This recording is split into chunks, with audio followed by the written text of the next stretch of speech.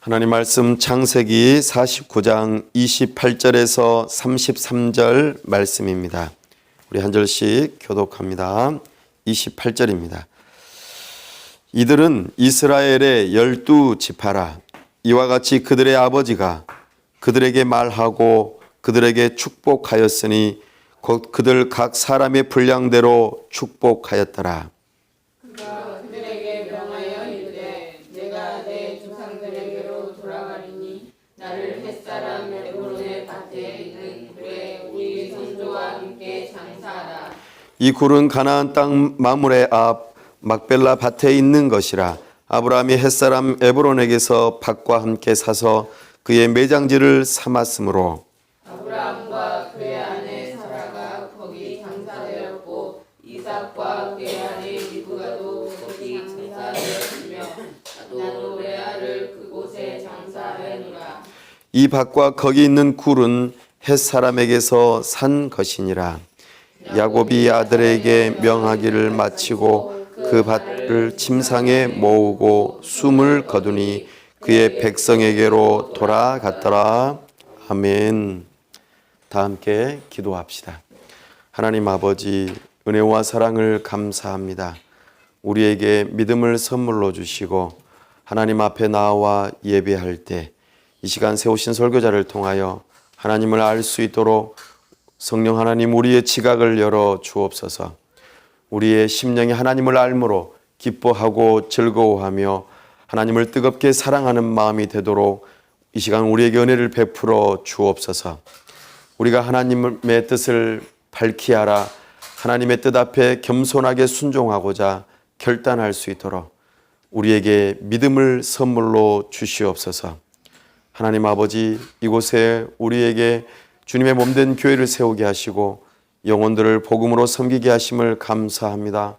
하나님의 말씀이 심령에 심기어져 복음이 자라 참으로 저들의 심령에 하나님의 나라가 이루어지는 역사가 있도록 우리에게 은혜를 베풀어 주옵소서. 하나님 아버지, 복음으로 말미암아 가정이 변화되어지고 직장이 변화되어지고 이 도시가 변화되어지며 이 나라와 민족이 변화되는 역사가 있도록 은혜를 베풀어 주옵소서. 우리 하나님께서 복음의 능력을 우리가 경험할 수 있도록 은혜 베풀어 주시옵소서. 하나님 아버지, 이 나라와 민족을 불쌍히 여기시고 큰 위기 가운데 우리 하나님께서 우리를 붙들어 주시고 어려움들을 잘 헤쳐나갈 수 있는 하나님의 사람들을 통하여 이 나라가 참으로 온전하게 바로 서나갈 수 있도록 은혜를 주시고 참으로 이 나라가 하나님께 귀하게 쓰임받는 나라가 될 수 있도록 은혜를 허락하여 주옵소서. 우리를 통하여 저 북녘 땅이 문이 열리고 평화롭게 참으로 통일이 되어지며 우리 주님의 몸된 교회를 세우고 사랑스러운 어린센터를 세우며 참으로 우리 주님의 나라가 이루어지는 그 일에 우리가 쓰임받을 수 있도록 은혜 베풀어 주시옵소서. 나아가 열방을 섬기기를 사모하오니 우리를 통하여 열방이 주께로 돌아오는 역사가 있도록 우리를 사용하여 주옵소서. 우리를 축복의 통로로 사용하여 주시옵소서. 우리 하나님께서 이 시간도 함께 하시고 영광 받으시길 원하올 때 우리 주 예수 그리스도의 이름으로 기도하옵나이다. 아멘. 이제 날씨가 제법 쌀쌀해지면서 가을로 본격적으로 들어선 것을 우리가 경험합니다. 며칠 전 우리는 개천절이라고 하는 국경일을 지나고 있었습니다.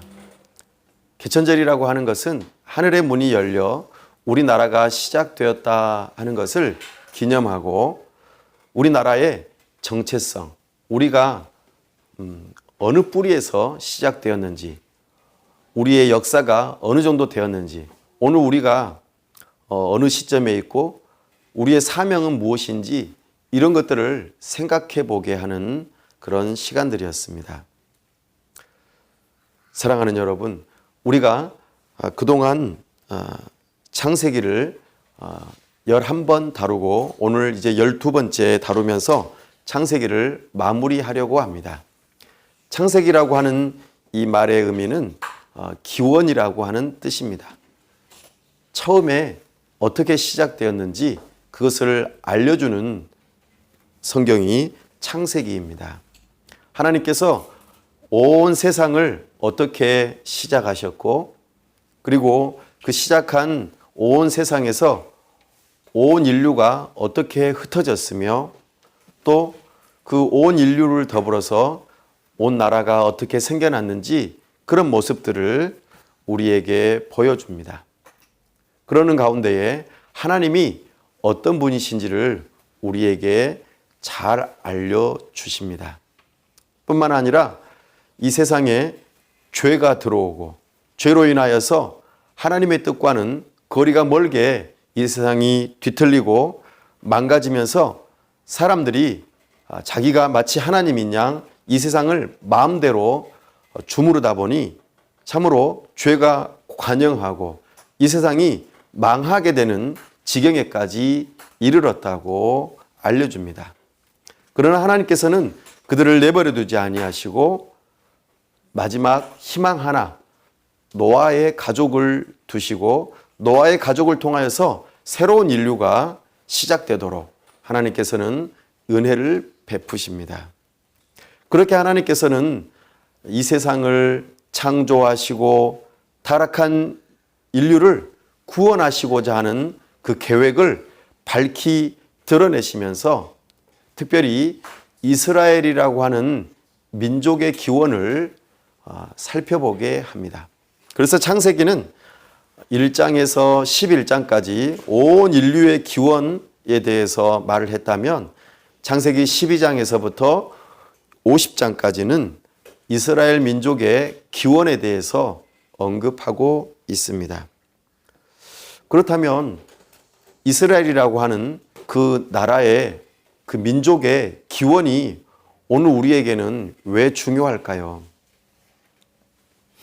성경은 이스라엘 민족이 매우 중요하다고 말합니다.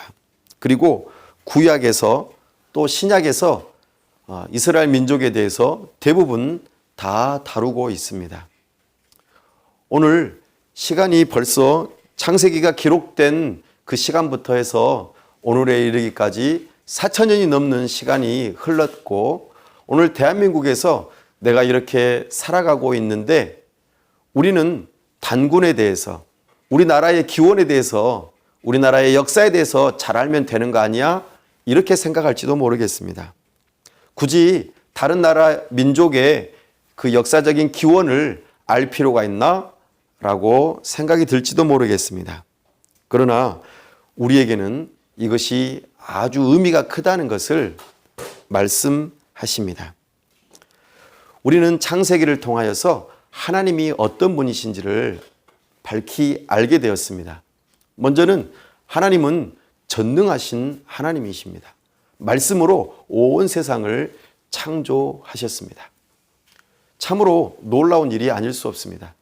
이 전능하신 하나님께서 우리에게 당신을 나타내 보이시면서 나는 선한 하나님이라고 말씀하십니다.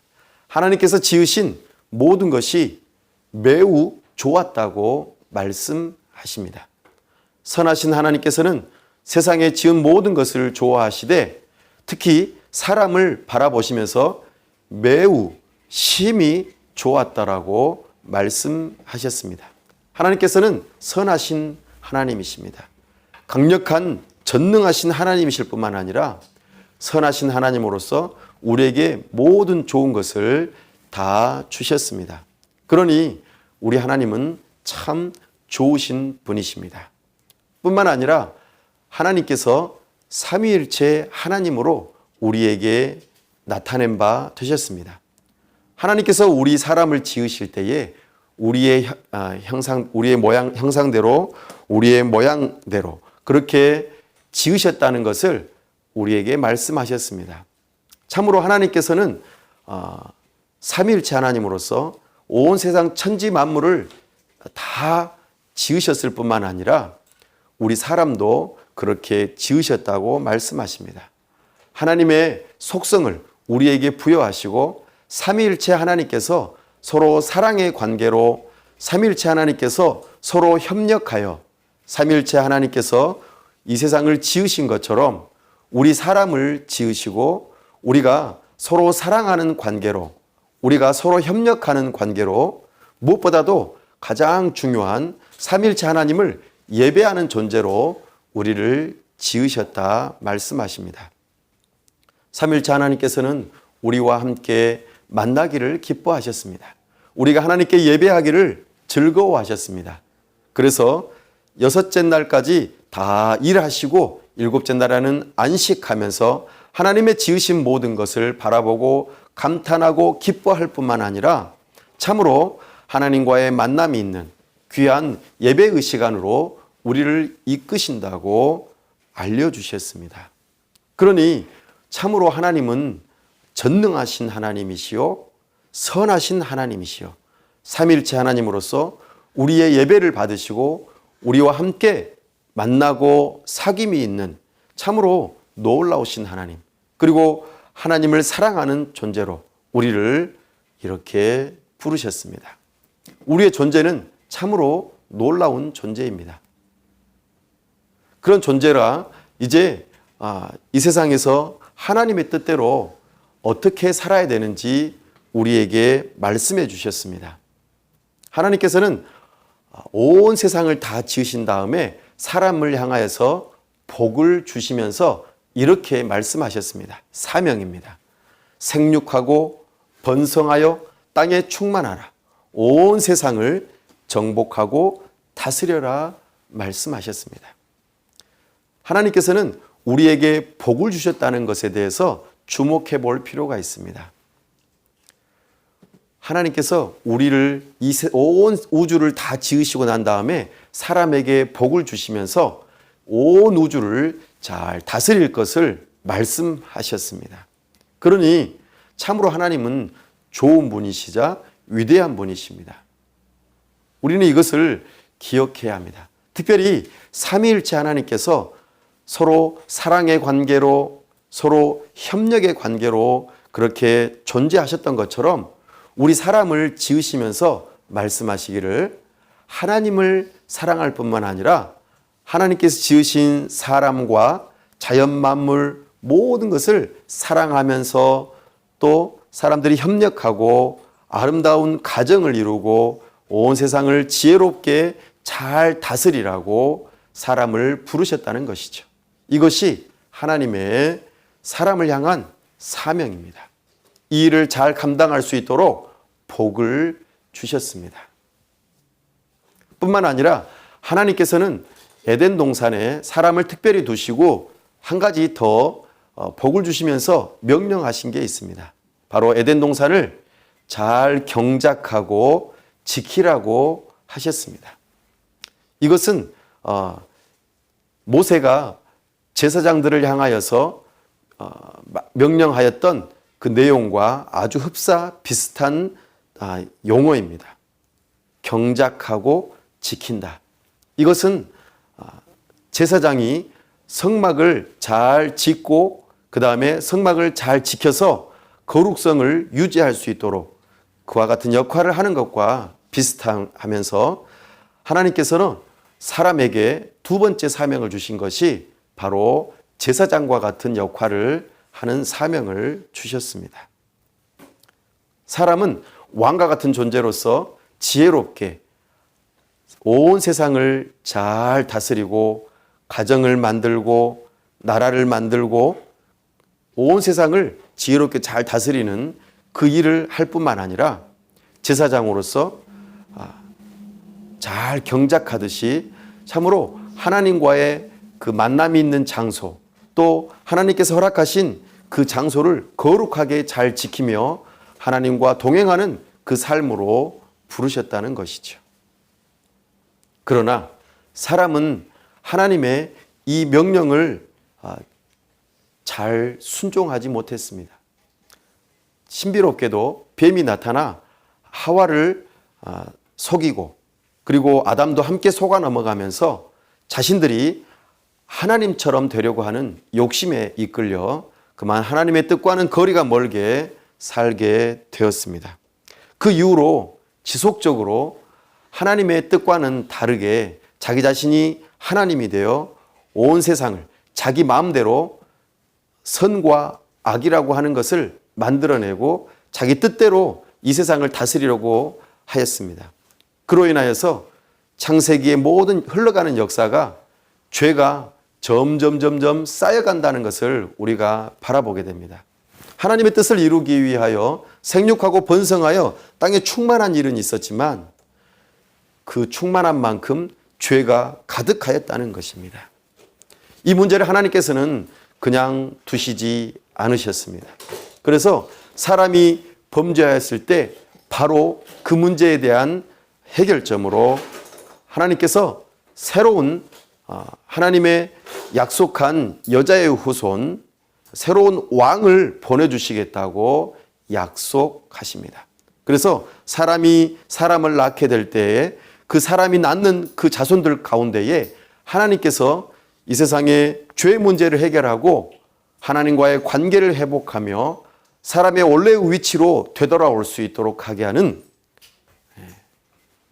여자의 후손을 보내주시겠다고 약속하십니다.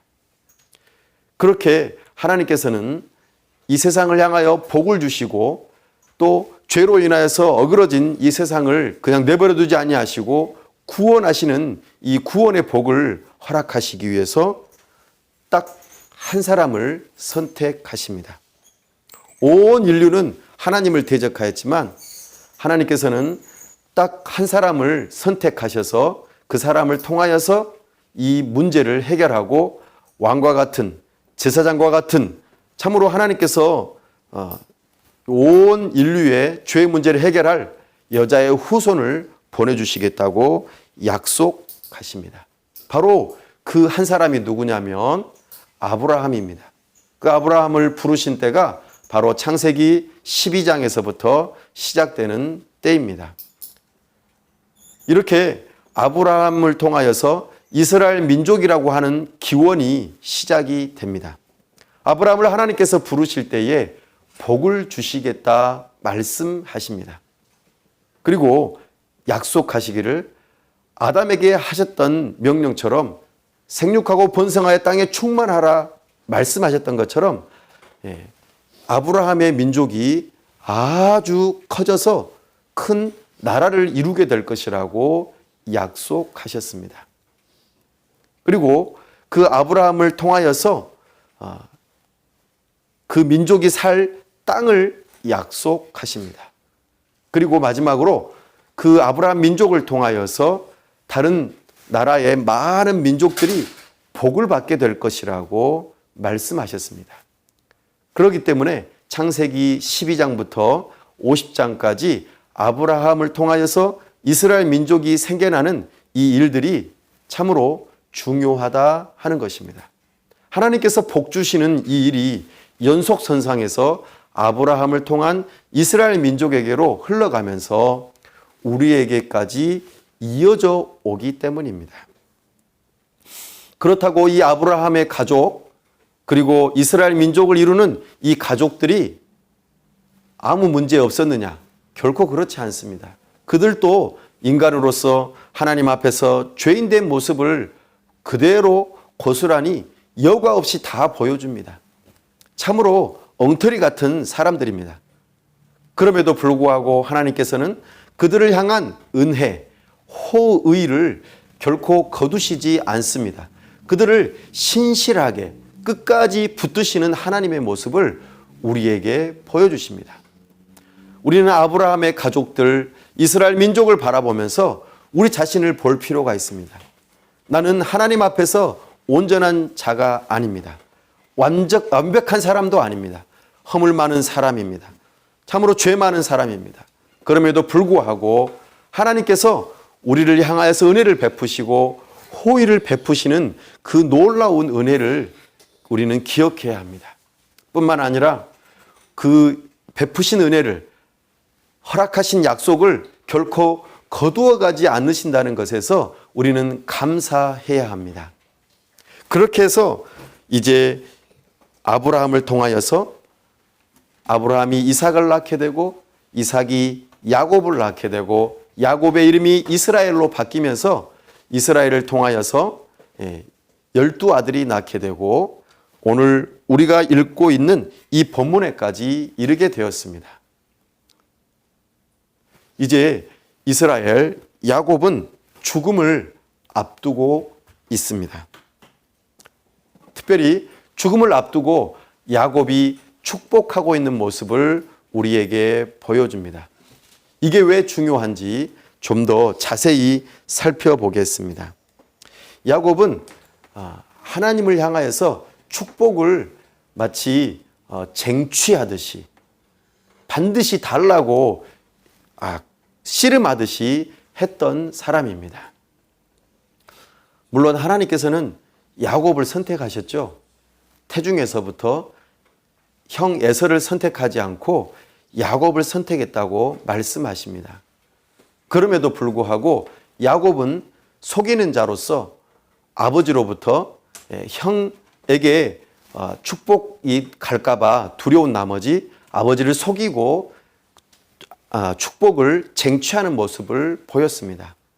뿐만 아니라 죽음의 위기 앞에서 에서 형을 만나기 직전에 야복강 나루터에서 천사와 씨름하는 그 과정 중에서 축복을 쟁취하려고 하는 노력을 벌이고 있습니다. 나에게 당신이 축복을 하지 않으면 나는 당신을 보낼 수 없습니다 라고 말했던 것처럼 말이죠. 그렇게 축복을 쟁취하는 사람처럼 이렇게 인생을 살았던 이 야곱이 이제는 축복하는 인생으로 바뀌고 있습니다. 하나님께서 아담을 부르셔서 복을 주시고 아담을 통하여서 온 인류에게 복이 흘러가도록 그렇게 축복의 통로로 아담을 부르셨던 것처럼 아브라함 한 사람을 부르셔서 너를 통하여서 많은 민족이 복을 받도록 그렇게 축복의 통로로 부르셨던 것처럼 이제 야곱도 그 축복의 통로로 부르신다는 것을 우리가 바라보게 됩니다. 야곱이 나이가 늙어 이제 가나안 땅에서 죽게 되었을 때에 요셉이 죽은 줄 알았는데 살았다라는 소식을 듣고 이제 요셉에게로 내려가는 그와 같은 일이 있었습니다. 그리고 야곱이 나이가 늙은 상태에서 애굽의 바로 왕을 만나면서 첫 번째 축복하는 일이 있습니다. 기억나십니까? 야곱은 바로를 만나면서 축복하는 인사를 했습니다. 물론 지위적으로는 바로 왕이 더 높겠죠. 그러나 보통은 연배가 많은 사람이 연배가 작은 사람을 향하여서 또는 영적인 어떤 권위가 있는 사람이 축복하는 일들이 일반적입니다. 지금 야곱이 바로 왕을 만나면서 처음으로 축복하는 모습을 보여줍니다. 이 모습은 참으로 놀라운 일입니다. 바로는 야곱의 가족들이 잘 살 수 있는 땅을 허락했습니다. 고센 땅이라고 하는 비옥한 땅이었습니다. 많은 사람들이 가뭄에서 어려움 가운데 있을 때에 이 야곱의 가족들은 참으로 좋은 조건에서 살게 되었습니다. 바로의 이 호의를 통해서 야곱은 이제 바로를 축복하는 모습을 보입니다. 이 축복이 그냥 말로만 하는 축복이 아니라 바로에게 좋은 일들로 나타납니다.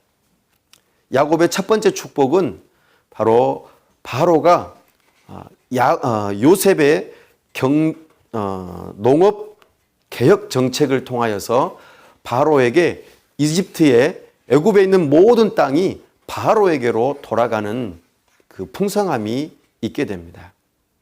당시에 기근이 계속해서 점점 더 심해짐에 따라서 사람들이 처음에는 자기 자신의 가진 것들, 돈, 그 다음에 가축, 이와 같은 것들을 내어놓으면서 곡식을 얻고 그것으로 생명을 연장했다면 기근이 계속되다 보니까 이제는 자기 자신이 가진 땅과 자기 자신의 그 몸을 바로에게 소유권을 드리면서 이제는 농지를 경작할 수 있는 권리를 얻게 됩니다.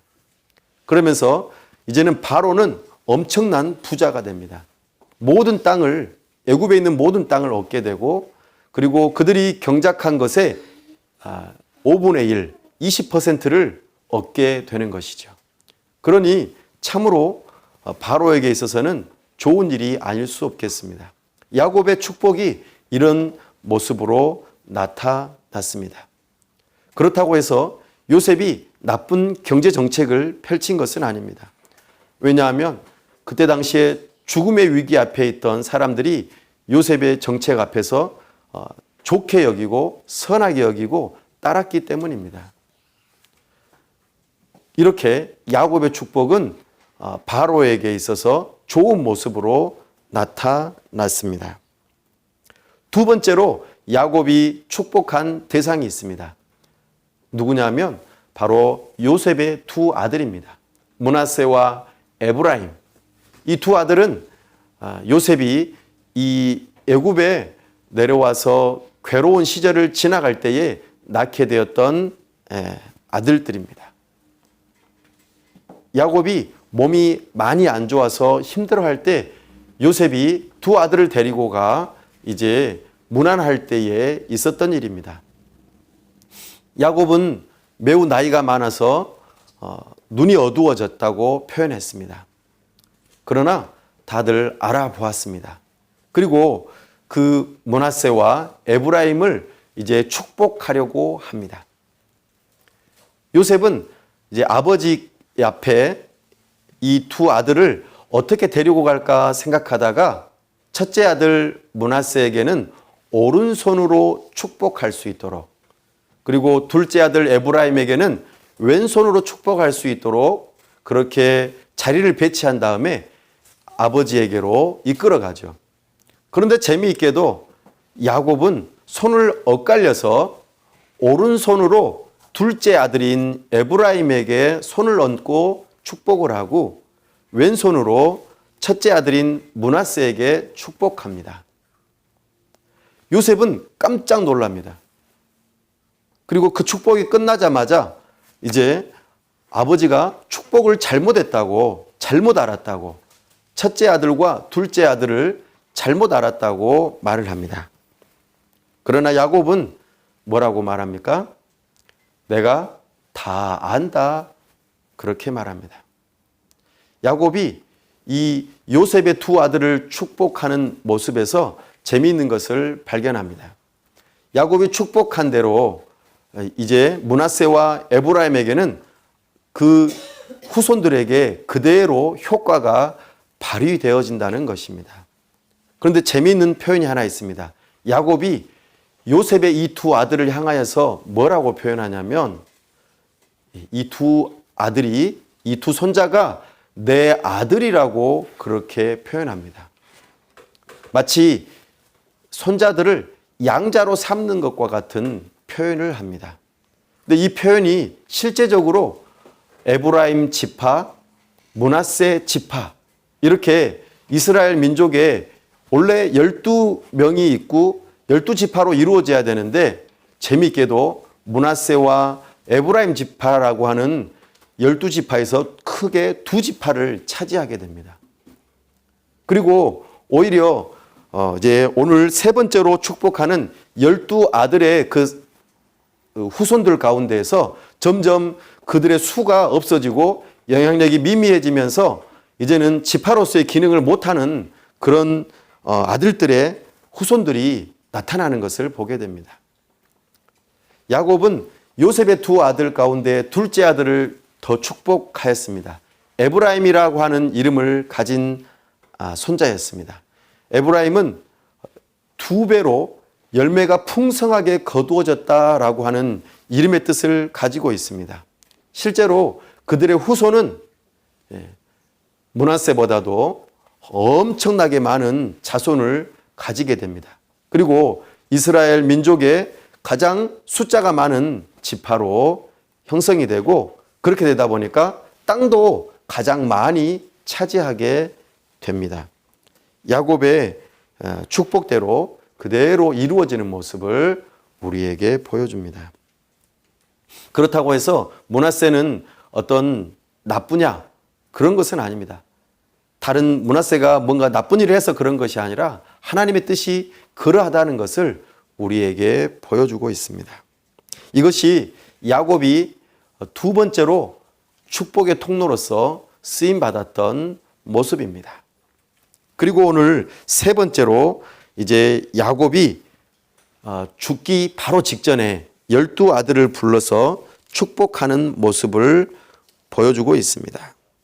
우리는 창세기 49장을 통하여서 그 모습을 마치 시처럼 우리가 살펴볼 수 있을 것입니다.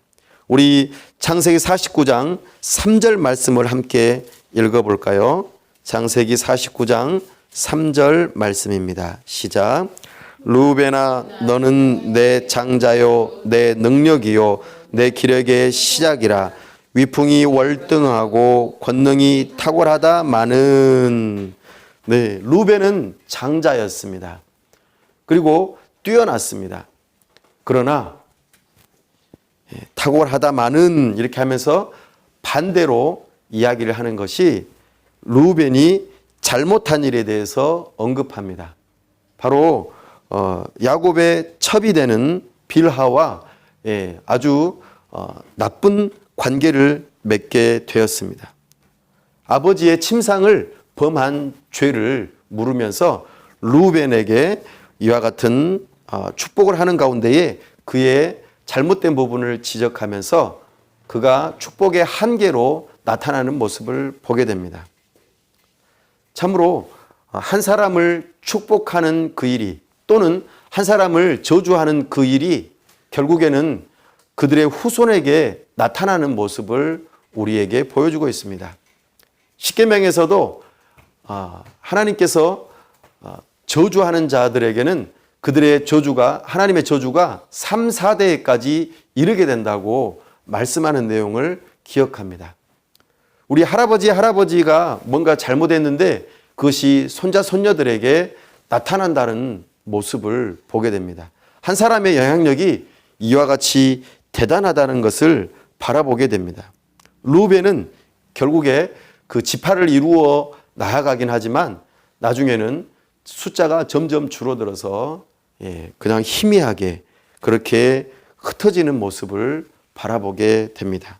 그래서 이스라엘 12지파에서 처음에 모습을 갖추었다가 나중에 점점 사라지고 오히려 므낫세와 에브라임 지파가 더 큰 지파로서 야곱의 마치 아들처럼 그런 큰 지파를 이루어가는 모습을 보게 됩니다. 5절 한번 읽어볼까요? 시작. 시므온과 레위는 형제여 그들의 칼은 폭력의 도구로다. 아멘. 시므온과 레위는 우리가 잘 아는 것처럼 야곱의 딸 디나가 성폭행을 당한 그 뒤로 이 두 오빠가 너무나 화가 나서 완전히 그 복수를 하는 모습을 우리가 잘 알고 있습니다. 그래서 한 족속이 그냥 싸그리 사라져버리는 일을 경험하게 됩니다. 이 일을 야곱이 기억하고 축복하는데 마치 저주처럼 느껴질지도 모르겠습니다. 근데 그들이 어떤 모습이 되냐 하면 점점 흩어져서 살게 된다라고 표현합니다. 그들은 강력한 힘을 가지지 못합니다. 참으로 이스라엘 지파 모든 족속에게로 다 흩어져서 살아가게 됩니다. 대표적으로 레위 지파는 48개 성읍에 흩어져서 살면서 하나님의 말씀을 가르치며 제사장의 직분을 감당하긴 하지만 하나로 힘을 모아서 어떤 일들을 해내지 못합니다. 그들이 하나님의 말씀을 따라 흩어져 살게 되죠.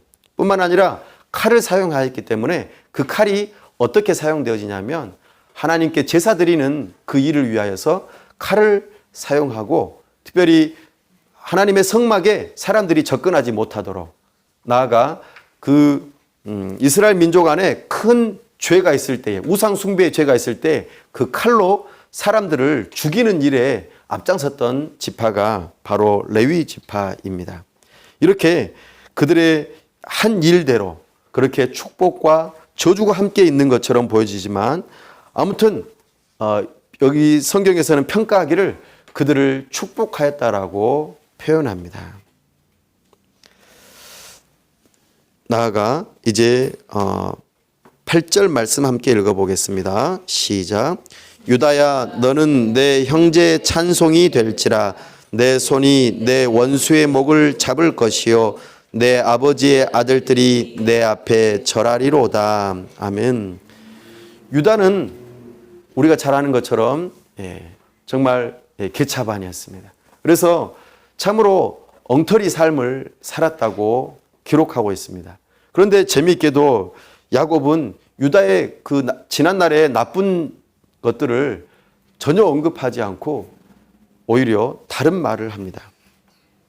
그리고 유다가 참으로 형제들 가운데에서 찬송을 받는다, 추앙을 받는다, 높임을 받는다라고 표현을 합니다. 요셉의 사건 이후로 참으로 유다는 많은 변화가 있었습니다.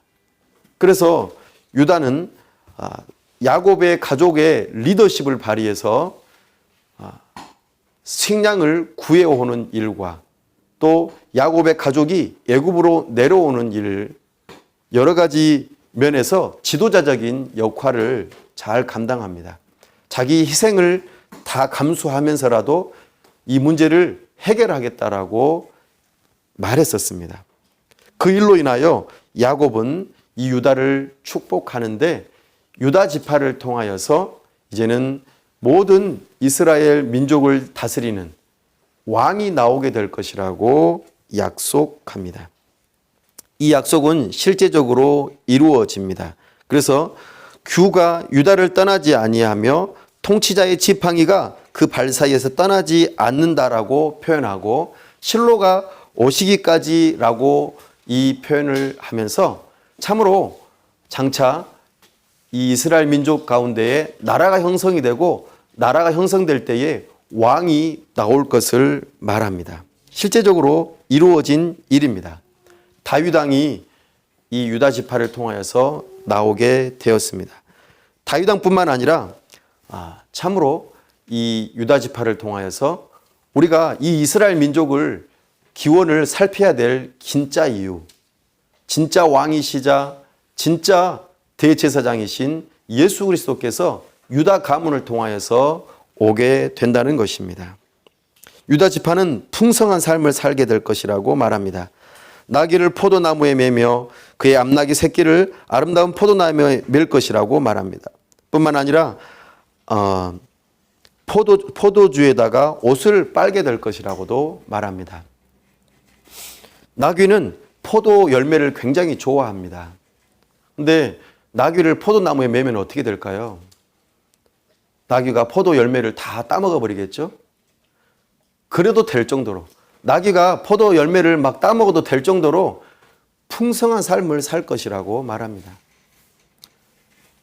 옷을 물에다 세탁을 해야 되지 않습니까? 물을 이용해서 옷을 세탁해야 되는데 포도주에다가 빤다는 것은 어떤 의미가 있을까요? 단순한 옷을 세탁하는 그 의미를 넘어섭니다. 바로 옷이 옷을 염색할 정도로 참으로 풍성하고 풍성한 삶을 살게 될 것이라고 아름다운 모습을 유다 지파에게는 축복하는 모습을 보여주고 있습니다. 13절 함께 읽어보십시다. 시작. 스불론은 해변에 거주하리니 그곳은 배 매는 해변이라 그의 경계가 시돈까지로다. 아멘. 여기서부터는 조금 짧게 축복하는 모습들이 보여줍니다. 유다 지파는 축복하는 그 길이가 요셉 지파 다음으로 두 번째로 축복을 많이 받았다면 이 스불론부터 시작해서는 아주 짧게 나타납니다. 스불론이 지파가 사는 곳이 해변 가까이라고 했는데요. 사실 지중해 해변 가까이에 살지 않습니다. 오히려 육지 안에 있고요. 또 시돈이라고 표현했는데 사실 시돈 가까이서도 살지 않습니다. 그러나 시돈이 이제 시돈과 연결되어 있는 그 같이 함께 사는 민족들이 페니키아인들이라고 하는 민족들이 사는데 그 페니키아인들과 함께 근처에서 살았던 이 지파가 스불론입니다. 스불론은 어느 해변에서 살았냐면 갈릴리 해변에서 살았습니다. 그래서 육지 안에 있는 마치 바다와 같이 있는 갈릴리 해변 서쪽에서 살았죠. 근데 예수님께서 스불론을 향하여서 예언했던 내용들을 가지고 언급하는 것이 신약에서 나타납니다. 예수님께서 태어나기는 저기 베들레헴에서 태어났지만, 유다 지파에게서 태어났지만 어디에서 성장하셨습니까? 갈릴리 바다가 있는 갈릴리 나사렛이라고 하는 동네입니다. 그 동네가 어디냐면 바로 이 스불론 지파가 있던 곳입니다.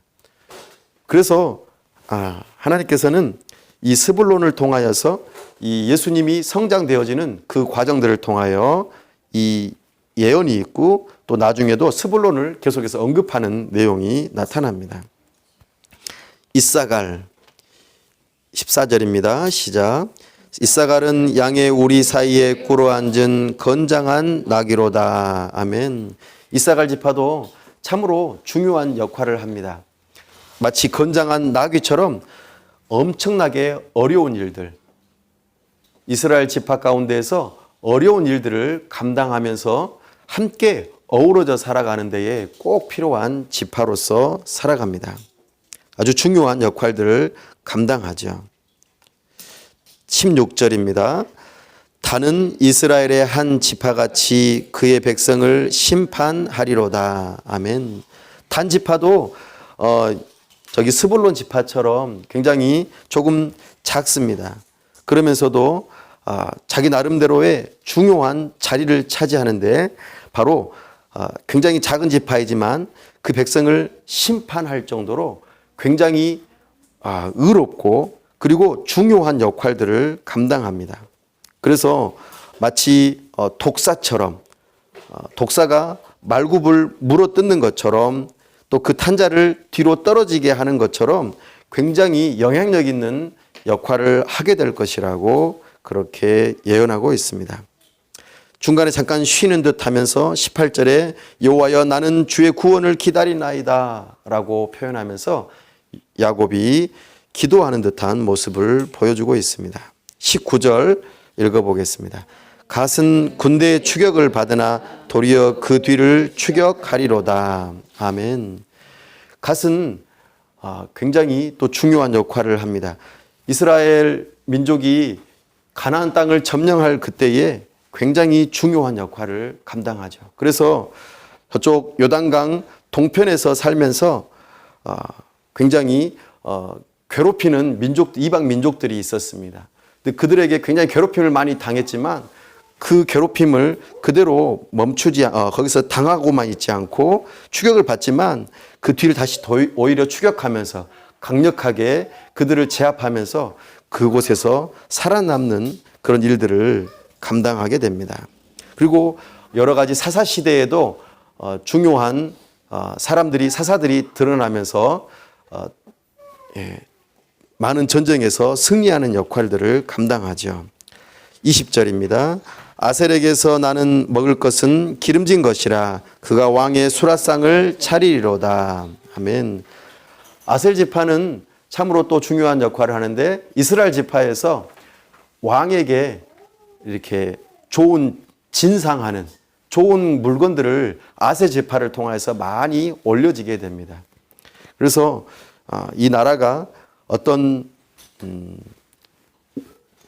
하나가 되어지고 서로 협력하면서 이 나라가 든든하게 서가게 하는 데 있어서 중요한 역할을 감당하게 됩니다. 이처럼 여러 크고 작은 지파들이 있지만 어느 하나 그 불필요한 지파가 없고 다 하나님께서 꼭 필요한 지체들로 서로 연합해서 한 나라를 이루도록 이와 같은 역할들을 분담하도록 이렇게 하나님께서 야곱을 통하여서 축복하는 모습을 보여주고 있습니다. 22절 한번 읽어볼까요? 시작. 요셉은 무성한 가지 곧 샘 곁에 무성한 가지라 그 가지가 담을 넘었도다. 요셉은 정말 풍성한 삶으로 또 현재도 그렇고 앞으로도 요셉 지파는 이제 므낫세와 에브라임 지파로 더 발전이 될 것인데, 그 에브라임과 므낫세를 통하여서 다른 모든 지파들을 이끄는 지도자적인 역할을 감당하게 됩니다. 그래서 여호수아가 가나안 땅을 정복할 때에 가장 앞장서는 그런 모습들을 이 요셉의 두 아들을 통하여서 보여주고 굉장히 전쟁에서 앞장서고 또 많은 것들을, 많은 땅들을 얻는 그런 모습들을 보게 되어집니다. 이렇게 베냐민도 한번 볼까요? 27절입니다. 베냐민, 배는 물어뜯는 일이라. 아침에는 빼앗은 것을 먹고 저녁에는 움킨 것을 나누리로다. 아멘. 베냐민은 정말 이리처럼 매우 강합니다. 그러나 좀 숫자가 좀 적습니다. 그럼에도 불구하고 전쟁에 항상 나가서 승리하고 그 전리품을 항상 나누는 일들을 함께 합니다. 베냐민 지파는 매우 강한 지파입니다. 그래서 이스라엘의 첫 번째 왕 사울이 이 베냐민 지파에서 나왔던 것은 결코 우연이 아닙니다. 이처럼 28절 말씀처럼 이스라엘의 12지파가 야곱을 통하여 축복을 받는데 그들을 각 사람의 분량대로 축복하는 모습을 우리에게 보여줍니다. 하나님께서는 야곱을 통하여서 축복의 통로로 세우시고 이 야곱의 이루는 이 이스라엘 민족을 통하여서 축복의 통로가 되도록 이렇게 번성하게 하는 모습을 훗날에 보여줍니다. 400년 뒤에 애굽 땅에서 이 이스라엘 민족이 200만, 300만 엄청난 수로 불어나고 이제 한 나라로서 크게 성장하는 모습을 우리에게 보여줍니다. 하나님의 뜻이 진짜로 이루어지는 모습이죠. 하나님께서 복을 주시되 생육하고 번성하여 땅에 충만한 일이 있게 하시고 특별히 이스라엘 민족을 선택하시고 이스라엘 민족을 통하여서 다른 민족들이 복을 받을 수 있도록 준비되어지는 모습입니다. 신실하신 하나님께서 이스라엘 민족을 붙드시고 이 일들을 이루어 가십니다. 그렇기 때문에 오늘 우리에게 의미가 있는 것입니다. 이 이스라엘 민족 가운데 우리의 구원자가 되시는 여자의 후손 되시는 예수 그리스도께서 이 땅에 오시기 때문입니다. 이스라엘 민족은 이 땅의 모든 민족들에게 축복의 통로로 부름받았지만 이후로 구약에서 이스라엘 민족이 축복의 통로로서 제대로 그 역할을 할 때가 그리 많지 않습니다. 늘 실패합니다.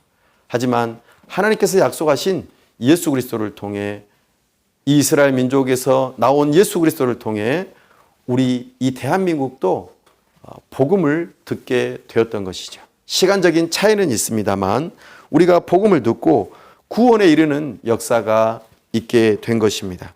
참으로 그러니 이 이스라엘 민족의 기원을 우리가 안다는 것은 의미가 있는 것입니다. 야곱이 죽음을 앞두고 한 가지 요청합니다. 바로 무엇이냐면 29절 함께 읽어보겠습니다. 시작. 그가 그들에게 명하여 이르되 내가 내 조상들에게로 돌아가리니 나를 햇사람 에브론의 밭에 있는 굴에 우리 선조와 함께 장사하라. 아멘. 이스라엘 민족이 애굽 땅에서 영원히 살지 않을 것을 예고하고 있습니다. 하나님께서는 아브라함에게 약속하신 땅이 있었습니다. 그 땅에서 아브라함의 후손들이 민족과 나라를 이루고 살게 될 것이라고 약속하셨습니다. 야곱을 그곳에다가 묻어달라고 합니다. 이후에 요셉도 동일하게 고백합니다. 그리고 출애굽기 때에 요셉의 해골을 메고 이스라엘 민족이 가나안 땅으로 되돌아가는 모습을 보여줍니다. 하나님께서는 하나님의 나라를 이루시고자 하나님의 백성을 크게 만드시고 하나님의 백성들이 살 땅을 허락하실 뿐만 아니라 하나님의 언약을 주시면서 하나님 나라를 이루어 가시도록 그 일들을 계획하시고 하나님의 그 구원 계획을 따라서 여자의 후손을 이 이스라엘 민족을 통하여서 나오게 하십니다. 이 일에 오늘 야곱의 아들들을 축복하면서 이 일들이 이루어질 것이라고 예언하고 있습니다. 사랑하는 여러분, 말씀을 맺습니다. 오늘 우리는 야곱이 아담이 받았던 축복 또 아브라함이 받았던 축복에 연이어서 하나님 나라를 이루는 일에 축복의 통로로 쓰임 받았던 것을 들었습니다. 야곱이 바로를 축복하여 바로가 애굽의 모든 땅을 그렇게 차지하였던 것. 야곱이 므낫세와 에브라임을 축복하여 므낫세와 에브라임이 이스라엘 지파의 굉장히 중요한 지도자적인 역할을 할 뿐만 아니라 가장 많은 땅과 가장 많은 사람들로 구성되었던 것. 나아가 야곱의 12아들이 축복을 받으면서 함께 나라와 민족을 이루었던 모습을 바라봅니다. 그 가운데에 이제 우리에게 약속되어진 예수 그리스도가 이 땅에 오심으로 하나님의 나라가 이루어지는 모습을 우리가 멀리서 바라보게 됩니다. 우리는 예수 그리스도의 태어나심과 예수 그리스도의 죽으심으로 하나님 나라의 백성이 될 수 있는 기회를 얻게 되었습니다. 우리가 하나님 나라의 백성이 된 것이죠. 아브라함이 하나님을 믿었던 것처럼 우리도 예수 그리스도를 믿는 믿음을 가질 때에 아브라함의 권속이 되고 우리가 영적인 이스라엘이 되어지며 참으로 하나님 나라의 백성이 된다는 것을 우리는 알게 됩니다. 마치 이스라엘 민족이 각 지파가 크고 작은 지파가 서로의 힘을 서로 합쳐서 한 나라와 민족을 이루는 것처럼 하나님께서는 우리의 크고 작은 사람들을 불러 모으셔서 교회를 이루시고 하나님의 나라를 이루실 뿐만 아니라 우리를 통하여 생육하고 번성하고 땅에 충만하여 하나님의 나라를 이루는 축복의 통로로 우리를 부르셨다고 말씀하십니다. 이 일에 저와 여러분들을 부르십니다. 우리가 함께 교회로 지어져 가며 하나님의 나라를 이루어갈 때 사람이 많은 교회이든지 사람이 적은 교회이든지 상관없이 하나님께서는 하나님의 나라에 각각의 합당한 분량대로 복을 주시며 하나님의 나라를 이루어 가시겠다고 약속하십니다. 이 일에 교회들은 서로 협력하며 서로 함께 하나님의 나라를 이루어 가고자 했을 때 우리 주님께서 우리를 복 주시고 우리를 지어가시는 그 모든 모습들의 합당한 모습일 것입니다. 오늘 나를 그렇게 부르셨다는 부름 앞에 아멘으로 화답하시고 감사함으로 하나님의 나라로 교회의 지체로 함께 귀하게 쓰임받기를 간절히 바랍니다. 기도하겠습니다. 하나님 아버지, 오늘 우리가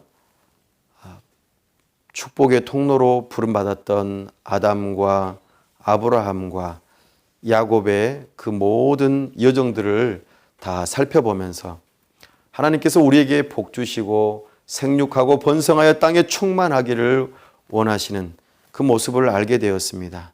참으로 전능하신 하나님, 우리에게 선하신 하나님, 삼위일체 하나님처럼 서로 사랑하고 서로 협력하며 하나 되기를 기뻐하시는 하나님처럼 우리도 서로 사랑하며 서로 협력하고 하나님의 부르신 부름 따라 축복의 통로로서 삶을 살아갈 수 있도록 하나님께서 우리에게 은혜를 베풀어 주옵소서. 우리가 예수 그리스도를 믿는 믿음으로 아브라함의 권속이 되고 영적인 이스라엘 민족이 되는 것처럼 우리를 통하여서 그 만나는 그 누군가가 하나님의 자녀가 되어지고 하나님 나라의 백성이 되는 데에 우리가 그렇게 쓰임받을 수 있도록 도와주옵소서. 우리의 참으로 은혜를 베푸시고 우리가 하나님 나라를 함께 이루어갈 수 있도록 은혜 주심을 감사합니다. 크고 작은 교회들이 서로 연합하여 하나님의 나라를 함께 이루어갈 수 있도록 은혜를 더하여 주시옵소서. 우리 주 예수 그리스도의 이름으로 기도하옵나이다. 아멘.